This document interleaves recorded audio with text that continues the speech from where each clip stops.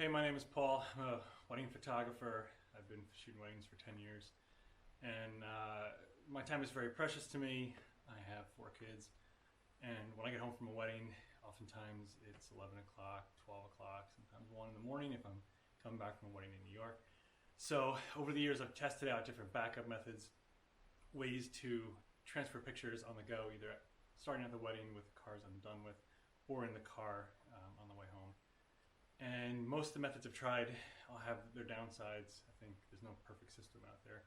I thought about using an iPhone. I've used the color space drives that allow transfers of cards with an internal memory card slot.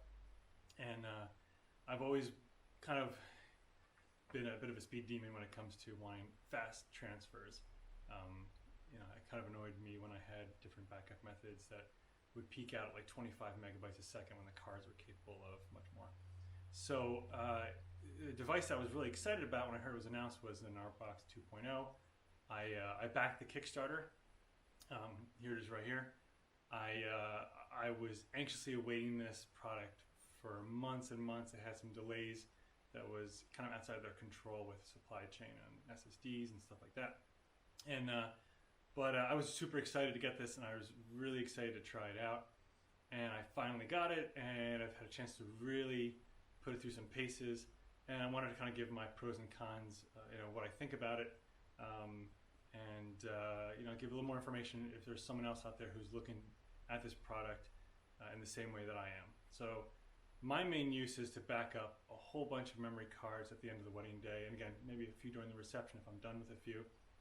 And so I think the shortest drive I might have from a wedding venue is maybe like 15 minutes.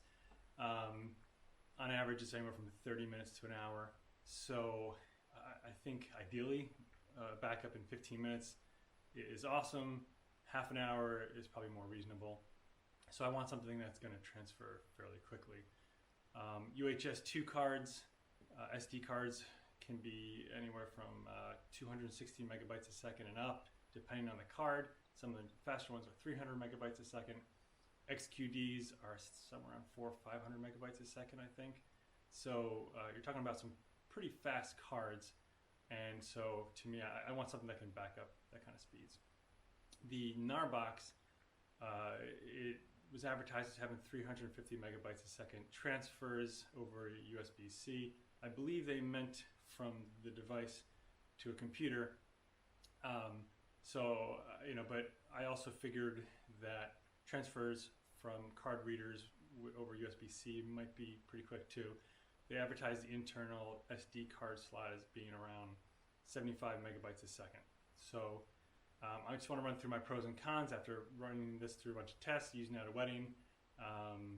Lots of tests, lots and lots of tests because I'm a nerd. So here's what I've got. My pros are that it's very well made. It's very rugged. There's a lot of YouTube videos showing this thing getting tossed and dropped downstairs. I'm not going to do that, but it's very well made. You can tell it when you hold it. Great product. It's weatherproof. Doesn't really affect my usage. I'm not going to be using it outdoors. I'm not using it in wildlife on camping trips. I like the custom file organization. You can cater the way the files are imported around your needs, whether it be by date or specific folder names like wedding backups, engagement session backups, sports photography. I like the on-the-go access over Wi-Fi. You can connect it directly to your phone and move pictures around, transfer it to your phone, start editing on the fly. It's pretty cool. You can start culling and going through your images on the fly too, just over the Wi-Fi. They have an app called Selects, which allows you to do all this. It's pretty cool. Whatever you save to the images transfers over to your computer when you import the images. Interchangeable batteries.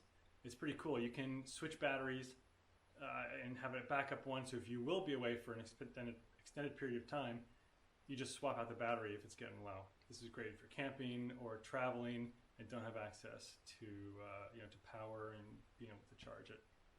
This doesn't really apply for me because I'm typically backing up again, throughout the wedding day on my way home. So I don't really need a lot of battery capacity. The battery throughout all the backups I did, I mean, I think it dropped lower than 75% for transferring about 4 or 5 cards and several, I think it was around 150 gigabytes worth of data, combination of RAWs, JPEGs, video. So battery life is great. Yeah, and then my cons, I just want to say it's a great product, but for my personal needs, these are negatives for me and may not apply to most people. I feel like the backups are a little slow. A UHS-II card, again, is capable of, at least mine are around 260 megabytes a second. I know that's like perfect, ideal world situations, and that's not going to be possible in every situation, but the Gnarbox for me was transferring those cards at around 120 megabytes a second. I have one card for my second shooter. She's usually shooting on a 128 gigabyte card, and there's somewhere around 65 gigabytes worth of data that I am transferring, and the transfers were going fairly slow. It seems like Gnarbox would slow down somewhere halfway through instead of keeping a consistent speed. I spoke to the team, and they said that they're working on improving this in the software, but for now, transfers were a little slower than I expected. Again, they're not horrible. This beats a lot of other devices that I've tried in the past, but again, when time really counts, I want to speed things up as much as possible. If you plug in multiple cards at once into the Gnarbox, it will see all of them, but you can only initiate one card transfer at a time.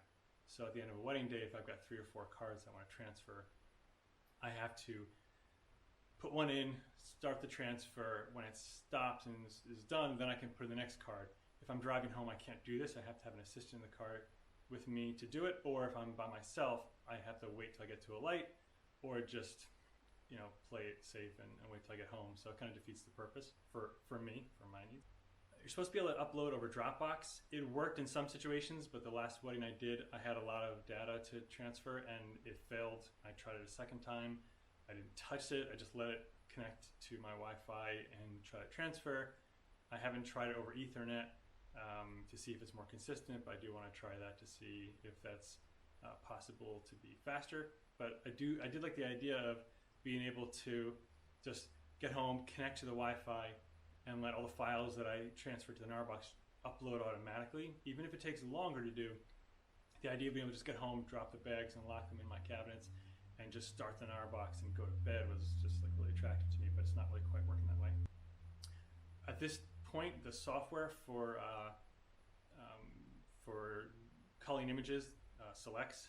Right now, you cannot zoom in to check focus. This has been a common request by a lot of other users, so I'm sure Gnarbox will update. But for now, it's a little frustrating that you can't do that when you're culling.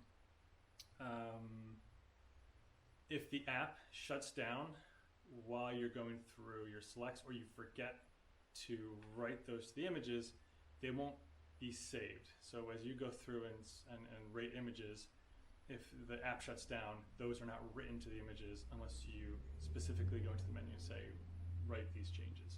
So there have been a few situations I've read about where users were rating images and the app shut down, or a notification came up and switched over to another app, and they lost a lot of work. I don't know if there's a way to improve that with the software, but I'm hoping that Gnarbox is able to improve that. You need multiple adapters for different types of cards.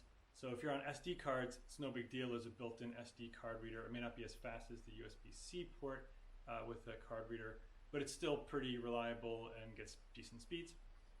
If you need to back up micro SD, you need an adapter. If you need to back up XQD, compact flash, CFast, any of those, you're going to need an adapter. So it's just an extra thing to bring with you.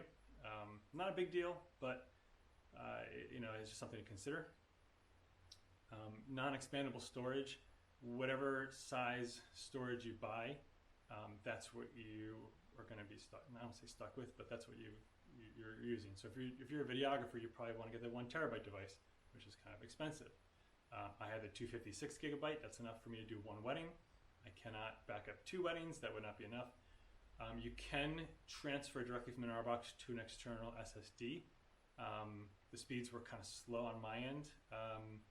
You can also back up directly from the cards to an external SSD and just kind of bypass the internal SSD.